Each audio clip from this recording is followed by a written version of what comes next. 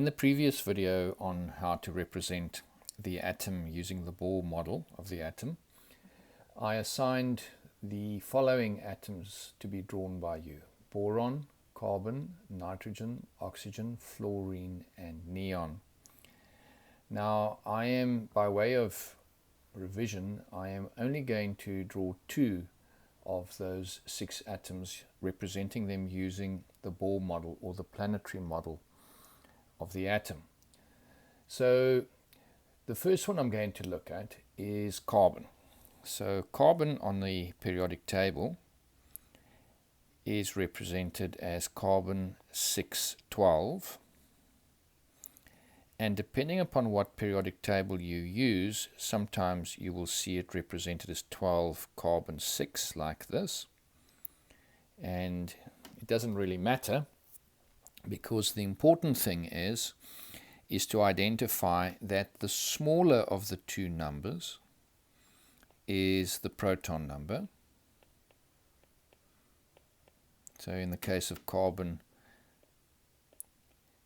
we have 6 protons in the nucleus, and because carbon is an atom, the number of electrons is going to equal the number of protons, and the number of neutrons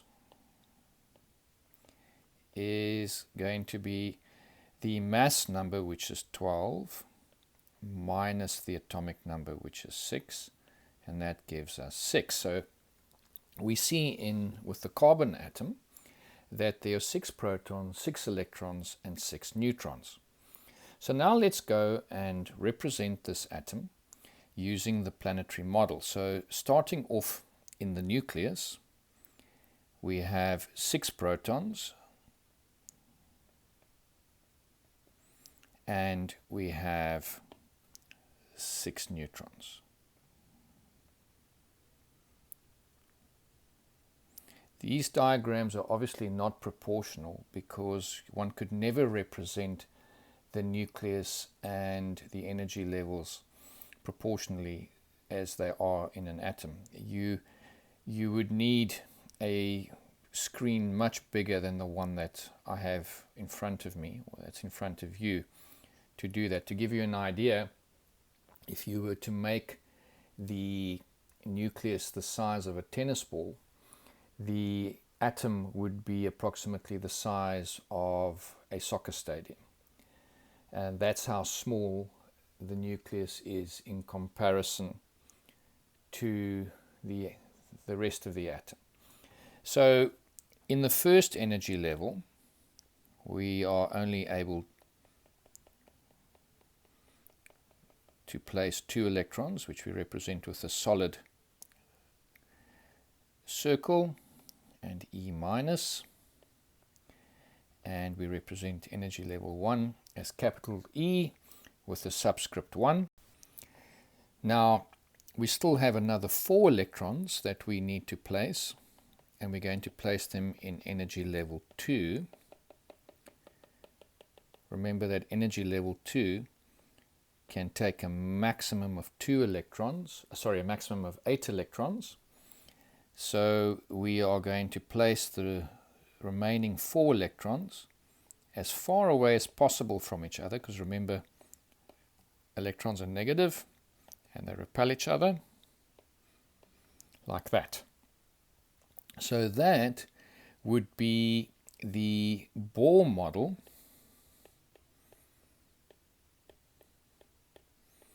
of a carbon atom. The next atom that I would like to represent is the neon atom, and neon is 1020 on the periodic table.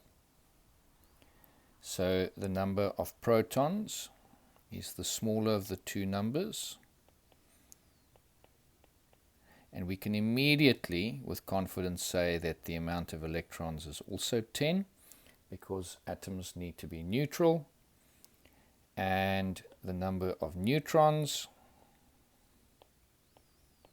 is the big number 20 minus the small number 10, and that gives us 10. And like with carbon, we can see that there is a symmetry here where the amount of protons, electrons and neutrons are the same. Now this begs the question, is this always true? And the answer is no.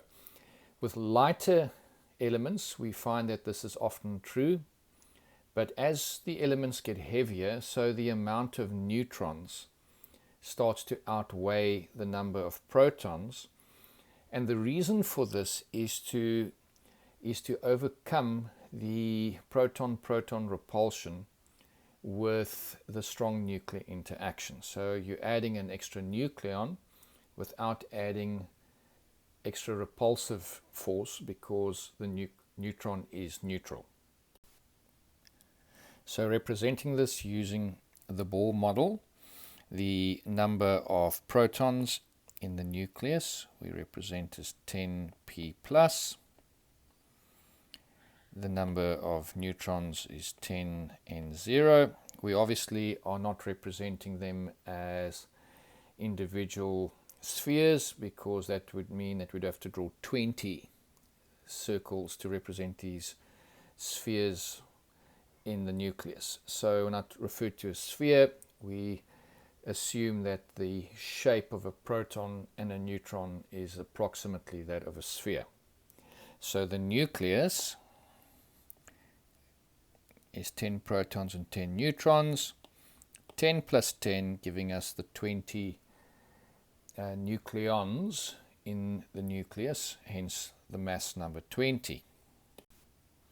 Now we have 10 electrons that we need to place in energy levels around the nucleus.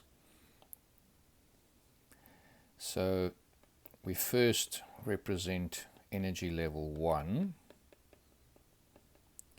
with E1, a dotted circular orbit, and as we've learned before, we can put a maximum of 2 electrons in there. And in energy level 2 we can put in a maximum of 8 electrons. And the reason for that comes out of quantum mechanics, where a certain equation that describes the position and the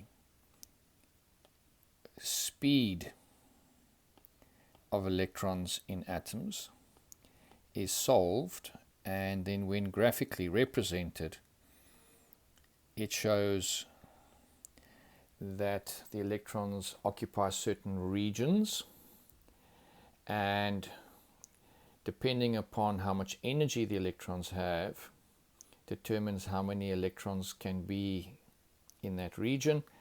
And in the second energy level one can only fit a maximum of 4 pairs of electrons, and that is namely 8 electrons. So if we look here at the amount of electrons, there are 2 electrons in the first energy level, 8 in the second. We filled the second energy level. 2 plus 8 gives us 10, and so we have now represented the neon atom with the Bohr model.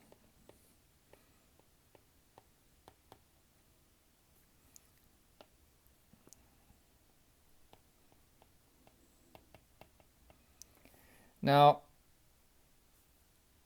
if one is asked to draw a fully labeled diagram of the atom using the Bohr model, then we would add the following labels. So we would put a label in there for the nucleus, and that would be 1 mark. We would put in a label for the electrons. That would be an electron. That would be a mark. I'm going to just make this slightly smaller to enable me to put labels on this side. This would be an energy level, which is in actual fact an electron orbit. We prefer to use the term energy level. We would put in a label for the protons. That would be a mark. That would be a mark. We'd put in a label for the neutrons. There would be a mark for the title of the heading of the diagram. Then the fact that there are 2 energy levels would be a mark, and the fact that you have the correct amount of electrons, the fact that you would have 10 electrons, that would be a mark. The fact that you have 10 neutrons, that would be a mark, and the fact that you have 10 protons, that would be a mark. So that is how we would assign marks in an exam question or a test question where we ask you to draw a fully labeled diagram using the Bohr model of an atom. So the next atom I would like us to represent is sodium, and sodium is represented by the symbol Na. It has an atomic number of 11. It has a mass number of 23. Now we can see that the number of protons is 11. The number of electrons is 11. We look at the number of neutrons. That's going to be 23 minus 11, which is 12. So now, representing the nucleus, we have 11 protons. We have 12 neutrons in the nucleus. We're not going to draw a fully labeled diagram here. We're just going to draw the essential Bohr model representation of a sodium atom. We've got energy level 1, and in energy level 1 we're going to put 2 electrons. In energy level 2 we're going to fill it with 8 electrons. 1, 2, 3, 4, 5, 6, 7, 8. We're going to represent each of them with E minus. E for electron, minus for the charge. It's important to label the second energy level as E2. So 2 plus 2 electrons plus 8 electrons gives us 10 electrons. But the sodium atom has 11 electrons. Now we can only fit 8 into energy level 2, so if we need to fit another electron, which we need to do in the case of sodium, we now need to move into the next energy level, which is energy level 3.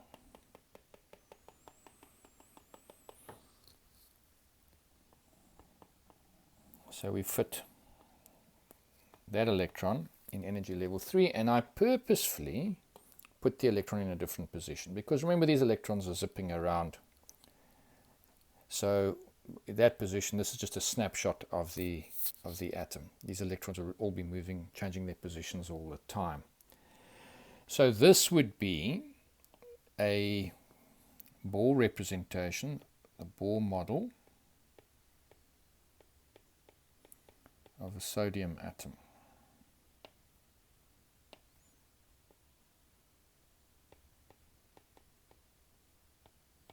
It's always good to label, or should I rather say to put in a heading. So just reflecting quickly, we have 11 protons, we have 12 neutrons in the nucleus, we have 3 energy levels, energy 1, energy 2, energy 3, or should I say energy level 1, energy level 2, energy level 3. And as the electrons go further out, so they gain more energy. So this is what we refer to as potential energy. So this electron would have more energy than that electron, which would have more energy than that one. So now we're going to move on to the next atom that I would like to consider, and that's going to be the atom potassium, as we will see in the next slide. So potassium is represented with a K, and a lot of these symbols come from the Latin names for these particular elements. And potassium is 1939. So that means that the potassium atom has 19 protons and 19 electrons, and the number of neutrons is going to be 39 minus 19, which is 20.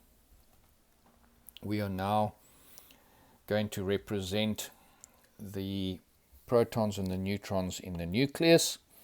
So we've got 19 protons, we have 20 neutrons. We represent the nucleus with a little circle around it. Now I want to emphasize that this model that we're using is a gross oversimplification of the reality of the atomic structure. The nucleus is extremely complicated because the protons and the neutrons themselves are made up of subnucleon particles, which we call quarks, and the protons and the neutrons themselves are also moving around they're vibrating within the nucleus. But for grade 8 purposes, for school purposes, representing it like this gives us enough of an understanding in order to be able to apply this model in other topics in physics and chemistry. So we now want to represent the electrons. So in energy level 1, we have 2 electrons.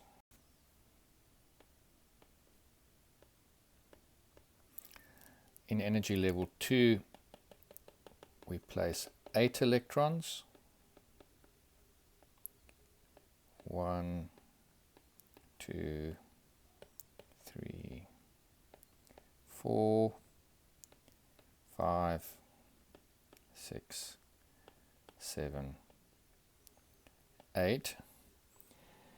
Now, at this stage, we've represented 10 electrons, but if we look carefully here, we see there are 19 electrons. Now, how many electrons do we place in the next energy level?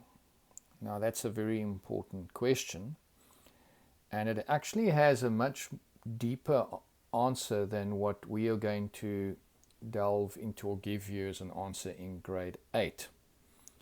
In grade 8, we are going to say that, and if we represent the energy levels as steps, so if we represent energy level 1 as a step, then a maximum of 2 electrons can go there. If we look at energy level 2, we can fit 8 electrons there. So how many electrons can we fit in energy level 3? Now I'm going to draw it a little bit narrower purely because I'm running out of space on the right. Now on school level, we are going to work with a maximum of 8 electrons that can fit into energy level 3. So we're going to work with a max of 2 electrons in energy level 1, 8 electrons in energy level 2, and a max of 8 electrons in energy level 3. But in actual fact, when you go to university, if you go to university and study chemistry, you will learn that in actual fact you can fit in another 10 electrons into energy level 3, making it a maximum of 18 electrons. See these electrons here, 1, 2, 3, 4, 5, 6, 7, 8, 9, 10. I've got one too many there. Just going to take that one away. Take one of them away. Those 10 electrons, you need a lot more physics in order to be able to understand why another 10 electrons can be fitted into energy level 3. It's got to do with something called d orbitals, which you learn about in first year and in second year chemistry. Now, because we only work with the first 20 elements, in energy level 4, we are going to work with a maximum of 2 electrons. Now, 1, 2, but that is even more inaccurate than in energy level 3, because in energy level 4, one can actually fit in a maximum of 32.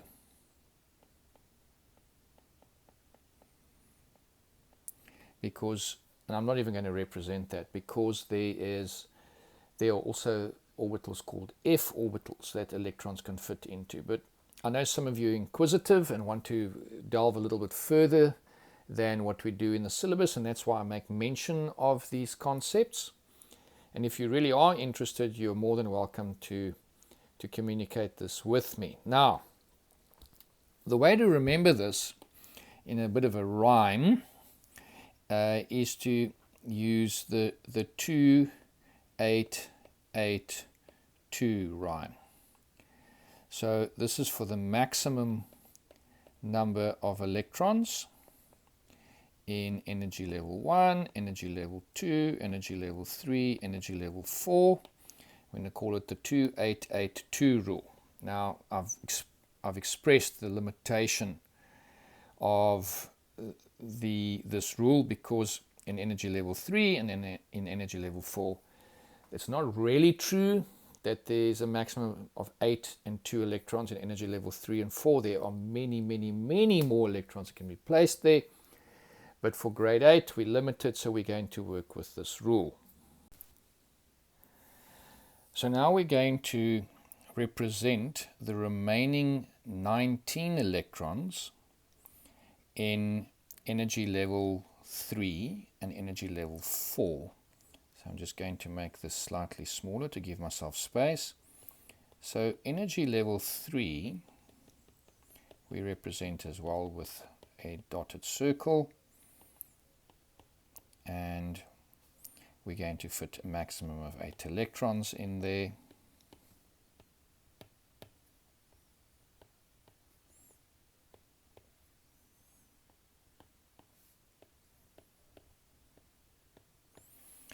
And so 2 plus 8 is 10, plus 8 is 18. But now we need to represent the outermost and the last electron in energy level 4. And we're going to put it there. So looking at the potassium atom, and we are going to label it as the Bohr diagram of a potassium atom. And looking at it, we can see that there's actually only space for one more electron in energy level 4 for what we're going to deal with. So when you move to the next element on the periodic table, calcium, that has 20 electrons, you're going to place another electron there, and there will be 20 protons in there. So that is, I'm going to leave for you to do for homework, as well as drawing the Bohr diagrams for all the elements from magnesium, Mg, all the way through to argon, and that is now in the third row of the periodic table. And then, as I've already mentioned, I want you to do calcium in the fourth row. Now, these 20 Bohr diagrams of the first 20 elements is exceptionally important, and you're going to need to reproduce these Bohr diagrams in an assignment that I will assign to you on Google Classroom.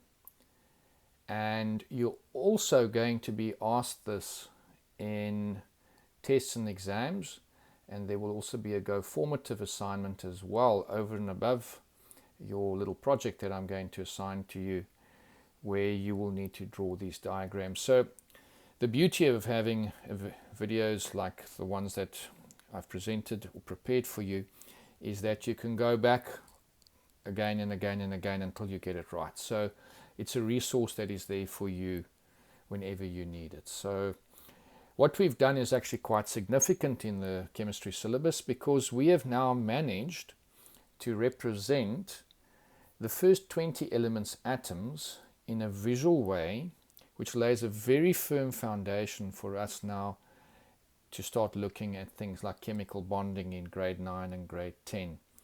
Looking at the formation of ions in the next subtopic, and then in physics later on looking at things like, for instance, optical spectra. So it's critically important that you make sure that you have this section under the belt.